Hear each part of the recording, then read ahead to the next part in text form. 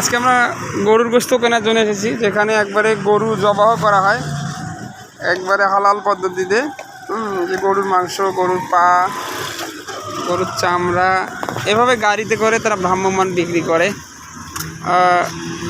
Brother, are you Muslim? আসসালামু আলাইকুম।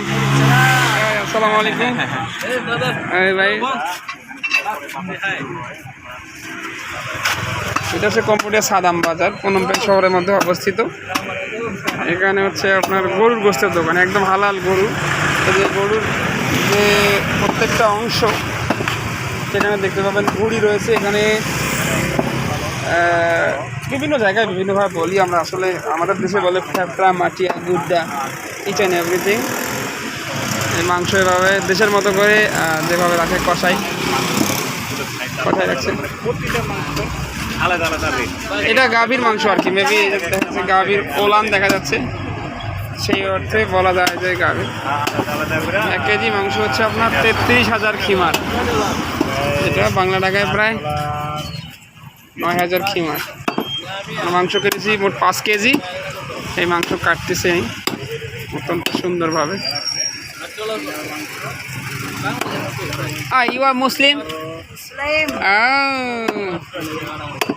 We are from Bangladesh. You know Bangladesh? Brother, you know? You know Bangladesh, India? You know? You have many customers from Bangladesh, India. I am from Bangladesh. রাশিটা অত্যন্ত সুন্দর। আসলে মুসলমান মানেই মুসলমান, মুসলিমদের চেহারা, ধরন, আল্লাহ তাআলা প্রদত্ত কিছু ব্যাপার যা আসলে অন্য কোনো মানুষের মাঝে আল্লাহ দেয়নি। এটা সব থেকে ভালো একটা ব্যাপার। আমরা হচ্ছে কম্বোডিয়া সাদাম বাজার, এখানে কাঁচা বাজার থেকে শুরু করে রাত্রেবেলা বাজার হয়। অনেক বড় একটা বাজার আর কি, যেটা মোটামুটি 1-1.5 কিলো রাস্তা জুড়ে আর কি অবস্থিত। এখানে যত চোখ যাবে এখন কাঁচা বাজার সবাই আসতেছে নিয়ে সব কিছু। এখানে গরুর মাংস আর কি দোকান। আমরা উনি আমাদেরকে মোবাইলে ভিডিও দেখাচ্ছে যে গরু জব করেছে কি, আসলে সেটা আমরা প্রুফ করার জন্য বলেছি যে গরু জব করার জন্য। উনি বলছে হ্যাঁ আমরা গরু জব করেছি। Thank you brother, thank you. অগুন এই হচ্ছে ব্যাপার।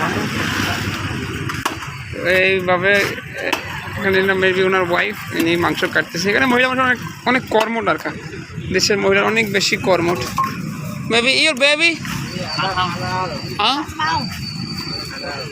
সে মাংস কেটেছে আমাদের জন্য। এই হচ্ছে কম্বোডিয়া গরুর মাংসের দোকান। এভাবেই সারা মাংস কিনবেন।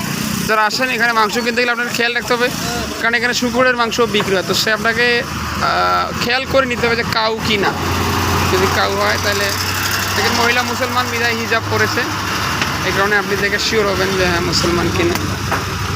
এইভাবে মূলত